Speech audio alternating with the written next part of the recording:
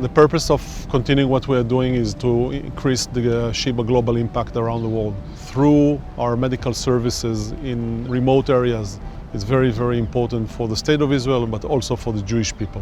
In 2017, we established the Humanitarian and Disaster Response Center here in Sheba, and we are actually in charge of all our humanitarian activities and our disaster responses, both in Israel and around the world. The activities are based on 4 pillars. Number 1, deployment to disaster zones. Number 2, humanitarian aid unrelated to disasters. Number 3, teaching and training of teams overseas, and some research in the field of disaster medicine. Some of the missions we've been on have been an outbreak of cholera in Zambia, an outbreak of measles in Samoa. Of course, response to COVID, we've worked both in Israel and overseas. And recently, we led the National Israeli Field Hospital established in Ukraine following the outbreak of hostilities there. What we see here today is a model of a full field hospital. Our full field hospital is actually 30 tents, but today we are only showing a sample of our capabilities.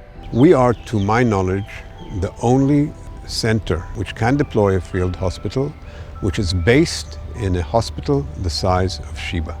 Being part of Sheba Medical Center, which is vision is hope without boundaries, is actually happening here, okay? The field hospital is taking care of people all around the world. We have the emergency room tents in which we receive both trauma and non-trauma patients.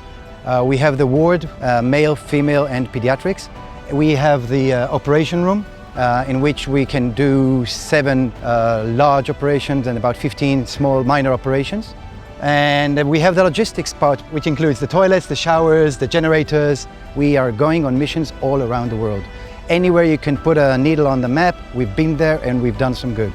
There is nothing more important than helping others. At the end of the day, I don't care what religion you are, what race you are, we're human beings. So the more we can help one another, the more we are contributing to Tikkun Olam. Sheba has exported its expertise to Ukraine in being the first hospital that actually provided assistance in a war zone. They trained some of the people to use their equipment and they left the equipment there. Such collaboration and such generosity from Sheba is a prime example for other organizations to consider. I'm specifically inspired when I know that Israelis do that better than anybody else, quite honestly. It makes us be inspired to play a role in this whole endeavor, which is terrific. Sheba's the first on the ground in almost every disaster. I don't know any other hospital in the world, really, that does what Sheba does, which is to take its mission and sustain life outside of its own borders. Sending the best of Israel to be on the front line, incredible, to be in a field hospital under fire.